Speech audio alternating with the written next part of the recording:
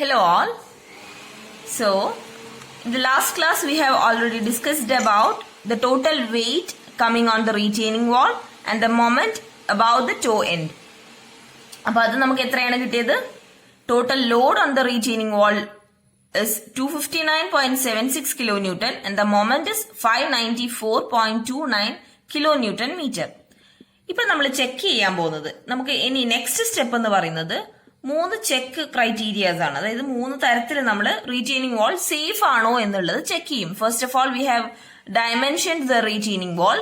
Next step is to check whether it is safe against its type of failures. So first one is against soil pressure. അതായത് ഈ retaining wall കാരണം under സോയിലിന് ഉണ്ടാകുന്ന soil pressure എന്ന് പറയുന്നത് safe bearing കപ്പാസിറ്റിനേക്കാൾ കൂടാൻ പാടില്ല. എന്തുകൊണ്ടാണ്? Safe bearing കപ്പാസിറ്റിനേക്കാൾ കൂടിക്കഴിഞ്ഞാൽ ഈ ഒരു റീറ്റെയിനിങ് വാൾ കാരണം ഉണ്ടാകുന്ന പ്രഷർ, ഈ ഒരു സോയിലിന്റെ ഈ ഒരു പാർട്ടിൽ റീറ്റെയിനിങ് വാൾ കാരണം ഉണ്ടാകുന്ന pressure safe bearing capacity of the സോയിലിനേക്കാൾ കൂടിക്കഴിഞ്ഞാൽ, അതായത് ഇവിടെയുള്ള സോയിലിന്റെ ബിയറിംഗ് കപ്പാസിറ്റി അതിന് താങ്ങാൻ പറ്റുന്നതിനേക്കാൾ കൂടിക്കഴിഞ്ഞാൽ എന്താ സംഭവിക്കുക? ഇതെല്ലാം കൂടെ ഇടിഞ്ഞു പോകും അല്ലെ?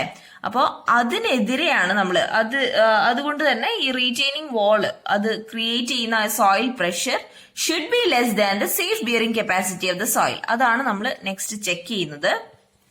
സോ അതിന് വേണ്ടിയിട്ടുള്ള ഫോർമുലയാണ് sigma max or sigma minimum is equal to sigma load by sigma w by b dash into 1 minus 1 plus or minus 6e by b dash. ഇവിടെ നമുക്ക് എന്തൊക്കെയാണ് അറിയുന്നത്? സിഗ്മ w എന്ന് പറയുന്നത് ടോട്ടൽ ലോഡ് ആണ്. നമ്മൾ ഒബ്റ്റെയിൻ ചെയ്തിട്ടുണ്ട് 259.76 എന്നുള്ള വാല്യൂ ആണ് sigma w by b dash എന്ന് പറയുന്നത് it is the width of the base slab അല്ലെ? ബേസ് സ്ലാബിന്റെ വിഡ്ത്ത് ആണ് 1 plus or minus 6e by b dash. Okay, E എന്ന് പറയുന്നത് എന്താണ്? It is the eccentricity. So സെന്ററിൽ നിന്ന് എത്ര എസെൻട്രിസിറ്റിയിലാണ് total load on the retaining wall എത്ര എസെൻട്രിസിറ്റിയിലാണ് ആക്ട് ചെയ്യുന്നത് എന്നുള്ളതാണ് ഇ കൊണ്ട് ഉദ്ദേശിക്കുന്നത്. സോ അതിന്റെ ഇക്വേഷൻ എന്ന് പറയുന്നത് B dash by 2 minus X bar ആണ്. What is X bar? X bar is M R minus M naught by sigma W. That is M R എന്ന് പറയുന്നത് ടോട്ടൽ മൊമെന്റ് ആണ്, ടോട്ടൽ റെസിസ്റ്റിംഗ് മൊമെന്റ് ആണ്. നമ്മൾ obtain ചെയ്ത 594.29 എന്നുള്ള value ആണ്. നമ്മൾ എന്താ ഓരോരോ വെയിറ്റ് എടുത്തു, അതിന് മൊമെന്റ് അബൌട്ട് ദ ടോ കണ്ടുപിടിച്ചിട്ടുണ്ടായിരുന്നു. അതിന്റെ സമ്മാണ് എം ആർ എന്ന് പറയുന്നത്. എം ഒ എന്ന് പറയുന്നത് ഓവർ ടേണിംഗ് മൊമെന്റ് ആണ്. അതെന്താണ് നമുക്ക് നോക്കാം. സോ ഓവർ ടേണിംഗ് മൊമെന്റ് ആണ് എം ഒ എന്ന് പറയുന്നത്. ഇനി എന്താണ് നമ്മൾ ഇവിടെ എന്താണ് ചെക്ക് ചെയ്യുന്നത്? The resultant pressure distribution under the base slab അല്ലെ? Sigma max and sigma minimum എന്ന് പറയുന്നത് the resultant pressure under the base slab അതാണ് ചെക്ക് ചെയ്യുന്നത്. So we must ensure that there is no tension developed in the entire section. ഈ ഭാഗത്തൊന്നും tension develop ചെയ്തിട്ടില്ല എന്നുള്ളതാണ് നമ്മളിവിടെ എന്ത് ചെയ്യേണ്ടത്? എൻഷുർ ചെയ്യേണ്ടത്. And the resultant load must lie in the middle third zone. അപ്പൊ നമ്മൾ പറഞ്ഞു നമ്മൾ ഈ ഒരു ലോഡ് കംപ്ലീറ്റ് ലോഡ് ഉണ്ട് അല്ലെ? ഈ ലോഡൊക്കെ ആക്ട് ചെയ്യുന്നത് if it was a concentrated load അത് എവിടെയാണ് ആക്ട് ചെയ്യുന്നത് എന്നുള്ളത് നോക്കണം. അങ്ങനെ ആക്ട് ചെയ്യുന്നത് it should lie in the middle third zone. Okay, ഇതിപ്പം 3 ഡിവൈഡ് ചെയ്തിട്ടുണ്ടെങ്കിൽ അതിന്റെ മിഡിലിന്റെ തേർഡ് ആയിട്ടുള്ള ഒരു പോർഷനിലായിരിക്കണം നമ്മുടെ റിസൾട്ടന്റ് ലോഡ് എന്ന് പറയുന്നത് ആക്ട് ചെയ്യേണ്ടത്. ഓക്കെ, അപ്പോ അത്രയാണ് നമ്മൾ മനസ്സിലാക്കേണ്ടത്. Next we have to calculate the sigma max and sigma minimum. So how to calculate overturning moment? Overturning moment എന്ന് പറയുമ്പോൾ ഇവിടെ കൺഫ്യൂഷൻ വരാൻ ചാൻസ് ഉണ്ട്. നമ്മൾ കഴിഞ്ഞ ക്ലാസ്സിൽ പഠിച്ചത് സ്റ്റെമ്മിന്റെ തിക്നെസ്, ബോട്ടം ഡെപ്ത് കണ്ടുപിടിക്കാൻ വേണ്ടി നമ്മൾ എന്ത് പഠിച്ചിട്ടുണ്ടായിരുന്നു? ഇതിന്റെ മുകളിലേക്ക് ലാറ്ററൽ ലോഡ്സ് വരുന്നുണ്ട് എന്ന് പഠിച്ചിട്ടുണ്ടായിരുന്നു അല്ലെ? ലാറ്ററൽ ലോഡ്സ് വരുന്നുണ്ട് എന്ന് പഠിച്ചിട്ടുണ്ടായിരുന്നു. So the lateral earth pressure we have calculated as P small h is equal to half KA gamma head square ഇങ്ങനെയുള്ളത് പഠിച്ചിട്ടുണ്ടായിരുന്നു അല്ലെ? PH എന്നുള്ളത് half KA gamma head square ആണ്. ഇവിടെ സ്മോൾ h ആണ് യൂസ് ചെയ്തിരിക്കുന്നത്. കാരണം എന്താണ്?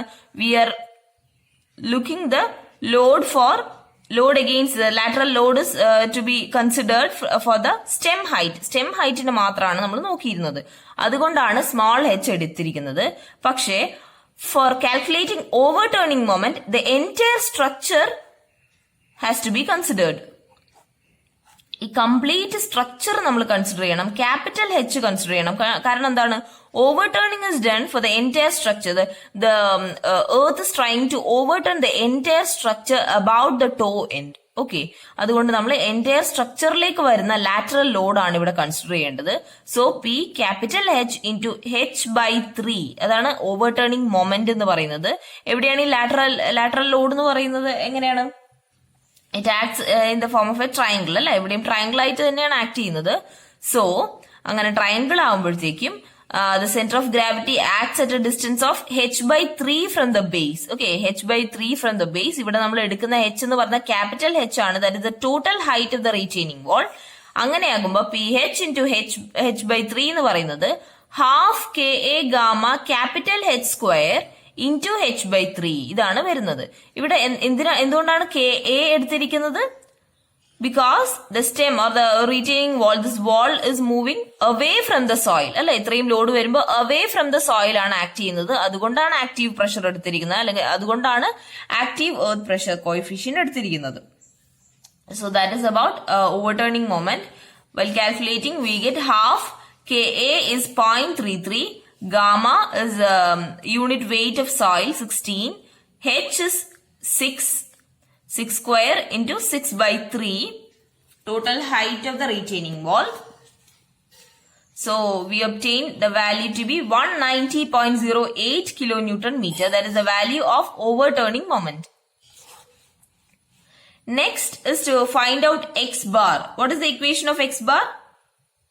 mr minus m naught by sigma w. അതാണ് നമ്മുടെ ഇക്വേഷൻ വന്നിരിക്കുന്നത്. സോ ആ ഒരു ഇക്വേഷനിലേക്ക് സബ്സ്റ്റിറ്റ്യൂട്ട് ചെയ്ത് കൊടുക്കുക.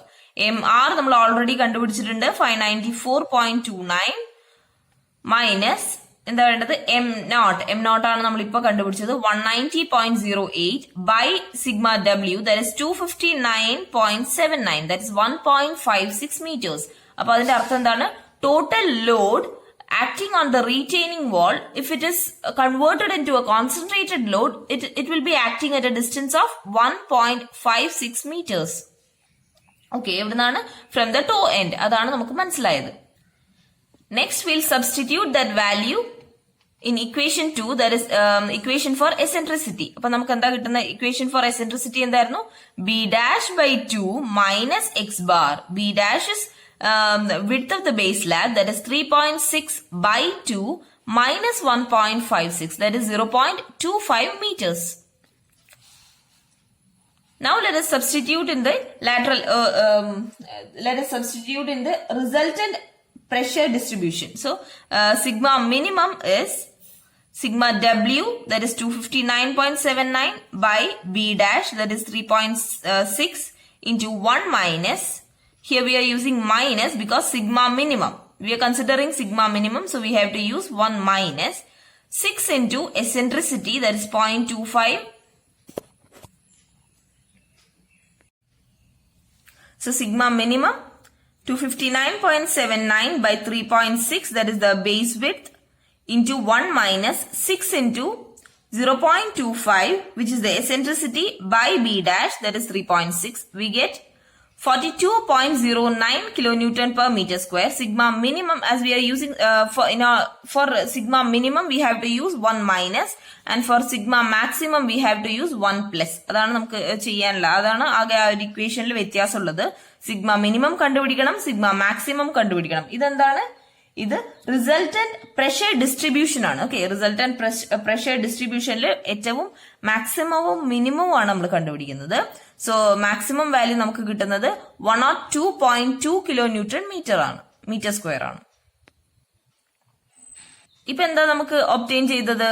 നമ്മുടെ സേഫ് ബിയറിംഗ് കപ്പാസിറ്റി നമുക്ക് ക്വസ്റ്റ്യനിൽ തന്നിട്ടുണ്ടായിരുന്നു. That is the value of safe bearing capacity was 145 kilonewton per meter square, but our maximum soil pressure is 102.2 kilonewton per meter square, and hence that is safe. അതായത് ഈ retaining wall കാരണം ഏറ്റവും കൂടുതൽ ഏറ്റവും കൂടുതൽ പ്രഷർ വരുന്നത് എന്ന് പറയുന്നത് 102.2 kN per meter square മാത്രമാണ് മാക്സിമം വരുന്നത്. പക്ഷെ നമ്മുടെ സേഫ് ബിയറിംഗ് കപ്പാസിറ്റി, അതായത് സോയിലിന് താങ്ങാൻ പറ്റുന്ന എത്രയാണ്?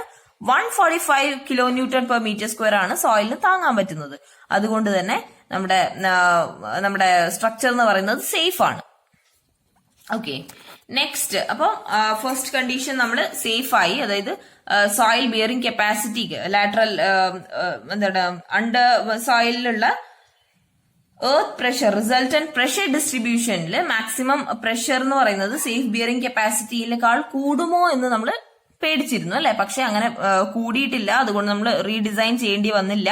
our structure is safe against that. Next we have to check for overturning. Okay, check for overturning. അപ്പൊ check for overturning എന്ന് പറയുന്നത് factor of safety against overturning is resultant moment. Resultant moment എന്താണ്? sigma mr by overturning moment should be greater than 1.55. It should not be less than 1.55. Okay, 1.55 എന്ന ഒരു കോൺസ്റ്റന്റിനേക്കാൾ കുറയാൻ പാടില്ല നമ്മുടെ resultant moment by overturning moment എന്ന് പറയുന്നത്. അതൊരു factor of safety ആണ്. ഫാക്ടർ ഓഫ് സേഫ്റ്റിയുടെ വാല്യൂ 1.55 ആണ്. ആ ഒരു ഫാക്ടർ ഓഫ് സേഫ്റ്റി എങ്കിലും മിനിമം വേണം. എങ്കിൽ മാത്രമേ നമ്മുടെ retaining wall it can resist the overturning. Overturning എന്ന് പറയുമ്പോൾ എന്താണ്? The entire structure is turned about the toe. ഈ ടോന് പ്രകാരം ഇതിങ്ങനെ മൊത്തത്തിലങ്ങ് ടേൺ ചെയ്തേക്കാം, ഇങ്ങനെ ആക്കിയേക്കാം. ഏത് ലാറ്ററൽ ഇങ്ങനെ, ഓക്കെ, ഇങ്ങനെ അങ്ങ് അതിനെ മറിച്ചിട്ടേക്കാം. അതിനാണ് ഓവർടേണിംഗ് എന്ന് പറയുന്നത്. അപ്പം ഓവർടേണിംഗ് സംഭവിക്കാതിരിക്കാൻ വേണ്ടിയിട്ട് നമ്മൾ എന്താ നോക്കേണ്ടത്? നമ്മുടെ factor of safety, that is resultant moment by overturning moment should be greater than 1.55. അങ്ങനെയാണെങ്കിൽ we are safe against overturning. അപ്പൊ അങ്ങനെയാണോ നോക്കാം. നമുക്ക് ഇവിടെയുള്ള വാല്യൂസ് ഒക്കെ അറിയാം അല്ലെ. Sigma M R we know 594.29 ആണ്. And by M naught we know 190.08 ആണ്. We get 3.12 which is far greater than 1.55. Hence our retaining wall is safe against overturning. So the third step is to check for sliding. What is sliding? We have a retaining wall and due to the load it may move forward. Okay,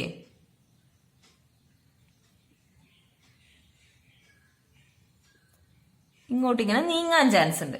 അങ്ങനെ നീങ്ങോ എന്നുള്ളതാണ് check four sliding. ഇതിനെയാണ് sliding എന്ന് പറയുന്നത്. Movement, ഇവിടുന്ന് ഇങ്ങോട്ടുള്ള ഒരു lateral മൂവ്മെന്റിനെയാണ് sliding എന്ന് പറയുന്നത്. അങ്ങനെ സ്ലൈഡ് ചെയ്യാതെ ആ ഒരു എർത്ത് എംബാങ്ക്മെന്റിനെ റീറ്റെയിൻ ചെയ്ത് നിൽക്കാൻ ഉള്ള കേപ്പബിലിറ്റി നമ്മുടെ റീറ്റെയിനിങ് വാളിന് ഉണ്ടോ എന്നുള്ളതാണ് നമുക്ക് ചെക്ക് ചെയ്യേണ്ടത്. For that we have to check resisting force by sliding force and it should be greater than the factor of safety which is 1.55. 1.55-നെക്കാൾ ഉണ്ടായിരിക്കണം നമ്മുടെ ഫാക്ടർ ഓഫ് നമ്മുടെ resisting force by sliding force എന്ന് പറയുന്നത്. What is resisting force? Mu into sigma W. Mu എന്ന് പറയുന്നത് friction, coefficient of friction ആണ്. അത് നമ്മുടെ ക്വസ്റ്റ്യനിൽ തന്നിട്ടുണ്ട്. Into sigma W by P H. P H എന്താണ്? Sliding force. എന്താണ് സ്ലൈഡിംഗ് ഫോഴ്സ്? ലാറ്ററൽ ഫോഴ്സ് ആണ് അല്ലെ. ലാറ്ററൽ എർത്ത് പ്രഷർ ആണ് സ്ലൈഡിംഗ് ഫോഴ്സ് എന്ന് പറയുന്നത്. അത് എൻറ്റയർ സ്ട്രക്ചറിനുണ്ട്.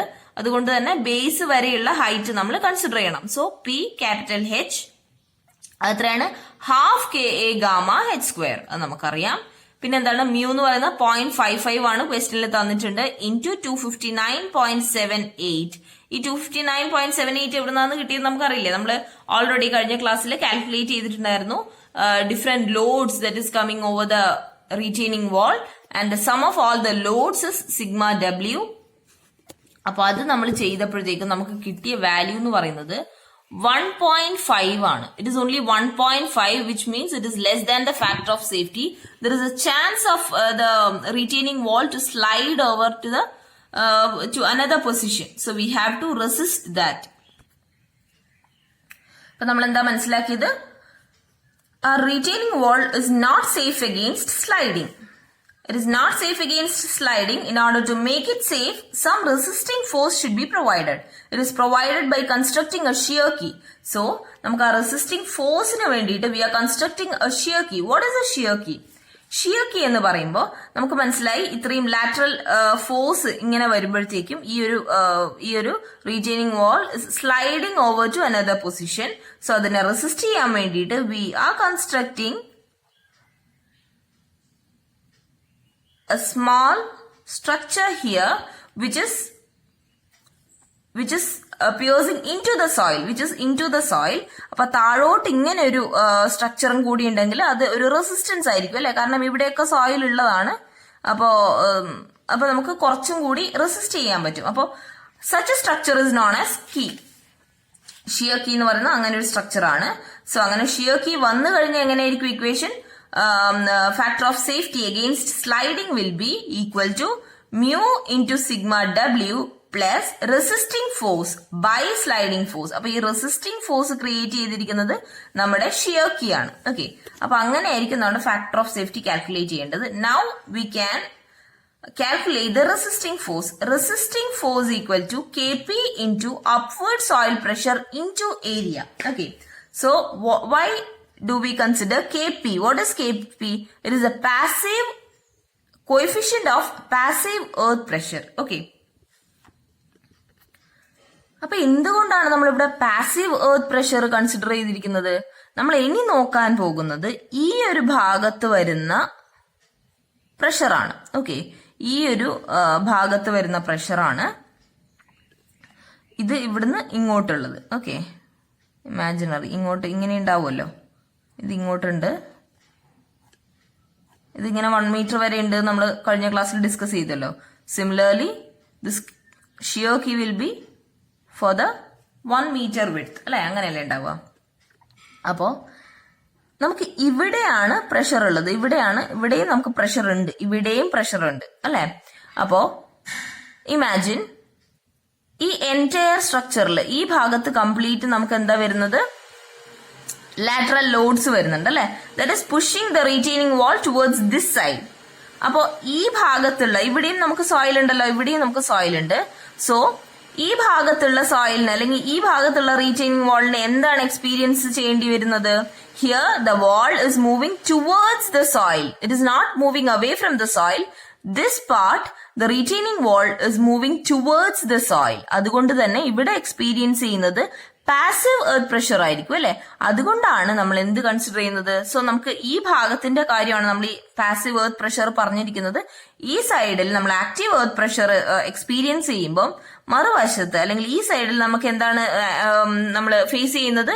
പാസീവ് എർത്ത് പ്രഷർ ആണ്. അതുകൊണ്ടാണ് നമ്മളിവിടെ Kp കൺസിഡർ ചെയ്തിരിക്കുന്നത്. Kpയുടെ വാല്യൂ എത്രയാണ് വരുന്നത്?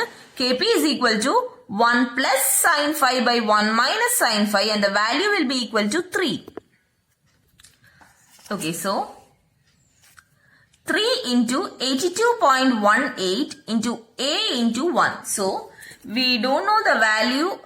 We don't know how this 82.18, we have obtained 82.18. Let us see how we have obtained that value. Okay. അപ്പൊ നമ്മുടെ എന്താ പറഞ്ഞിരുന്നത്? റിസൾട്ടന്റ് പ്രഷർ ഡിസ്ട്രിബ്യൂഷൻ നമ്മൾ കണ്ടുപിടിച്ചിട്ടുണ്ടായിരുന്നു അല്ലെ. Resultant pressure distribution sigma max and sigma minimum കണ്ടുപിടിച്ചിട്ടുണ്ടായിരുന്നു. അതിങ്ങനെയാണ് അതിന്റെ ഡയഗ്രാം വരുന്നത്. അപ്പൊ ഇതിന്റെ ബേസിലായിട്ട് മാക്സിമം പ്രഷർ എന്ന് പറയുന്നത് ടോ സൈഡിലാണ് മാക്സിമം പ്രഷർ വരുന്നത്, that is 102. And minimum pressure വരുന്നത് ഹീൽ സൈഡിലാണ്, ദാറ്റ് ഇസ് 42.01. സോ നമുക്ക് ഇവിടെ എന്താ അറിയുന്നത്? 0, അതായത് നമ്മുടെ റീറ്റെയിനിങ് വാളിന് 0 ലെങ്ത് ഉള്ള ഭാഗത്ത് pressure is 102 kilonewton per mm square. And നമുക്ക് 3.6 എന്ന ലെങ്ത് ഉള്ള സ്ഥലത്ത് നമുക്കറിയാം 42.01 ആണ് നമുക്കറിയാം. ഇനി we have to calculate what is the pressure at a distance of 1.2 from the toe. Okay, അപ്പൊ ഈ ഭാഗത്ത് വരുന്ന പ്രഷർ എത്രയാണ് എന്നുള്ളത് കണ്ടുപിടിക്കണം. അത് കണ്ടുപിടിക്കാൻ എങ്ങനെയാണ് നമ്മൾ കണ്ടുപിടിക്കുക? By interpolation. അപ്പൊ എങ്ങനെയാണ് ഇന്റർപൊലേഷൻ ചെയ്യേണ്ടത് നമുക്ക് മനസ്സിലായി. നമ്മുടെ കയ്യിലുള്ള കാര്യങ്ങൾ വെച്ചിട്ട് ഇന്റർപൊലേറ്റ് ചെയ്യണം അല്ലെ. നമുക്ക് ഇങ്ങനെ റീറ്റെയിനിങ് വാൾ ഉണ്ടെന്ന് മനസ്സിലായി, അതിന്റെ പ്രഷർ ഡിസ്ട്രിബ്യൂഷൻ ഇങ്ങനെയാണെന്ന് മനസ്സിലായി. This is 102 point something and this is 42. What is the exact values? 102.42 2 and 42.09. Okay. 102.2 and 42.09. Okay. അങ്ങനെയാണ് നമുക്ക് മനസ്സിലായി. So the length is 0 and 3.6. We have to determine the pressure at a distance of 1.2 from the toe side. Okay. We have to determine that. അങ്ങനെ ചെയ്യണമെങ്കിൽ ഇന്റർപോളേഷനിലൂടെയാണ് കണ്ടുപിടിക്കാൻ പറ്റുന്നത്. എങ്ങനെയാണ് interpolation ചെയ്യേണ്ടത്? Let me write down the equation. 3.6 minus 0. Sorry. നമുക്ക് ഏത് വഴിയിൽ വേണമെങ്കിലും ചെയ്യാം. 1.2 minus 0 by 3.6 minus 0. എന്താണ് ഇവിടെ ചെയ്തിരിക്കുന്നത്? ഡിസ്റ്റൻസ് ആണ് ഞാൻ ഇവിടെ കൺസിഡർ ചെയ്തിരിക്കുന്നത്. ആദ്യം 1.2 ഈ ഡിസ്റ്റൻസ് നോക്കി. 1.2 minus 0 by 3.6 minus 0. അങ്ങനെയാണ് കൺസിഡർ ചെയ്തിരിക്കുന്നത്. That will be equal to, ഇനി അതിന് നേരെയുള്ള പ്രഷേഴ്സ് അവിടെ എഴുതിയാൽ മതി. 1.2 അതിന്റെ പ്രഷർ നമുക്ക് അറിയോ? ഇല്ല. അപ്പൊ നമുക്ക് എന്ത് എഴുതാം? Anything. Let us consider it to be X. വെറും എക്സ് ആയിട്ട് നമുക്ക് കൺസിഡർ ചെയ്യാം. Minus 0. What is the pressure against 0 distance? That is 102.2 by 3.6. What is the pressure? 42.09. and against 0 it is 102.2. From this we have to determine x, and we'll get the value to be 82.18. Interpolation നമ്മൾ നോക്കി. അപ്പൊ അങ്ങനെയാണ് നമുക്ക് 82.18 എന്ന value കിട്ടുന്നത്. എങ്ങനെയാണ്? കാരണം എന്താ, ഇവിടെയാണ് ഷിയർ കീ വരുന്നത്. Okay, shear key is assumed to be to have the depth of the or the width of the bottom width of the stem. So ഈ ഒരു ഭാഗത്താണ് കൃത്യമായിട്ട് വരുന്നത്. ബോട്ടം വിഡ്ത്ത് ഓഫ് ദ സ്റ്റെമ്മിന്റെ അതേ തിക്നെസ്സിൽ അല്ലെങ്കിൽ അതേ വിഡ്ത്തിലാണ് നമ്മൾ ഷിയർ കീ പ്രൊവൈഡ് ചെയ്യാൻ ഉദ്ദേശിക്കുന്നത്. So we are considering the pressure at a distance of 1.2 from the toe. Okay, ആ ഒരു ഡിസ്റ്റൻസിലുള്ള പ്രഷറാണ് നമ്മൾ കൺസിഡർ ചെയ്തിരിക്കുന്നത്. അപ്പൊ നമ്മൾ ഇന്റർപോളേഷൻ വഴി അതിന്റെ വാല്യൂ എടുത്തിട്ടുണ്ട് 82.18. And so the resisting force is Kp into upward soil pressure. എവിടെയുള്ള upward soil pressure ആണ്? നമ്മുടെ ഈ ഒരു ഭാഗത്തുള്ള upward soil pressure ആണ് നമ്മൾ നോക്കുന്നത്. into area. ഏരിയ എന്ന് പറയുമ്പോൾ ഏത് ഏരിയ ആണ്? ഈ ഏരിയ ആണോ? അല്ല, ഈ ഏരിയ അല്ല നമ്മൾ കൺസിഡർ ചെയ്യുന്നത്, ഇങ്ങോട്ടുള്ള ഏരിയ ആണ്. ഓക്കെ, ഈ സൈഡില് അങ്ങോട്ടുള്ള ഏരിയ ആണ്. ദാറ്റ് ഇസ് വൈ എ എന്ന് പറയുന്നതിന്റെ ഡെപ്ത് ആണ് ഇൻറ്റു വിഡ്ത്ത്. വിഡ്ത്ത് എന്ന് പറയുന്നത് 1 മീറ്റർ. അതുകൊണ്ടാണ് എ ഇൻറ്റു 1 എന്ന് കൊടുത്തിരിക്കുന്നത്. ഓക്കെ, അപ്പൊ ഈ ഒരു ഭാഗത്ത്, ഈ ഒരു ഭാഗം എന്ന് പറയുന്നത് ഈ സൈഡിലാണ് കേട്ടോ. ഈ ഭാഗം എന്ന് പറയുന്നത് ഈ സൈഡിലാണ്. അതാണ് നമ്മൾ കൺസിഡർ ചെയ്തിരിക്കുന്നത്. അപ്പൊ അവിടെ വരുന്ന പ്രഷറും കാര്യങ്ങളും അവിടെ വരുന്ന എന്താണ് ലാറ്ററൽ പ്രഷർ കാരണമാണ് Kp എന്ന വാല്യൂ എടുത്തിരിക്കുന്നത്. പിന്നെ അപ്വേർഡ് സോയിൽ പ്രഷർ അതെങ്ങനെയാണ്? അവിടെയുള്ള ഇങ്ങനെയുള്ള സോയിൽ പ്രഷർ അത് കൺസിഡർ ചെയ്തു. ഇൻറ്റു ഏരിയ അത് കൺസിഡർ ചെയ്തു. ഓക്കെ, അപ്പൊ അങ്ങനെയാണെങ്കിൽ പിന്നെ നമ്മൾ എന്താ ചെയ്യുന്നത്? എ എന്ന വാല്യൂ നമ്മൾ അസ്യൂം ചെയ്യുവാണ്. അസ്യൂം ചെയ്തിട്ട് ഈ ഒരു വാല്യൂ കൊണ്ട് നമുക്ക് സ്ലൈഡിംഗ് റെസിസ്റ്റ് ചെയ്യാൻ പറ്റുന്നുണ്ടോ നോക്കും. ഇല്ലെങ്കിൽ ആ എയുടെ വാല്യൂ കൂട്ടി കൊടുക്കും. Okay, so we are assuming it to be 200 mm. So 3 into 82.18 into 0.2 into 1 അതിന്റെ വാല്യൂ നമുക്ക് 49.31 കിലോ ന്യൂട്ടൺ ആണ് കിട്ടിയിരിക്കുന്നത്. So the factor of safety എന്ന് പറയുമ്പോൾ 0.55 into 259.79 plus 49.31 ഇതാണ് പുതിയ resisting force created by the shear key by 95.04. ബാക്കിയൊക്കെ പഴയതുപോലെ തന്നെ. അപ്പൊ ഷിയർ കീ കാരണമുള്ള റെസിസ്റ്റിംഗ് ഫോഴ്സും കൂടെ ആഡ് ചെയ്ത് കൊടുത്തപ്പോ we have the value to be 2.02 which is greater than 1.55. നമ്മുടെ മിനിമം ഫാക്ടർ ഓഫ് സേഫ്റ്റി നമുക്ക് കൊടുത്തിരിക്കേണ്ടത് 1.55 ആണ്. അതിനേക്കാൾ കൂടുതൽ കിട്ടിയിട്ടുണ്ട്. So now our retaining wall is safe against sliding. Okay, അപ്പൊ ഇത്രയാണ് ഇന്നത്തെ portion. I think we can wind up our class today. Thank you.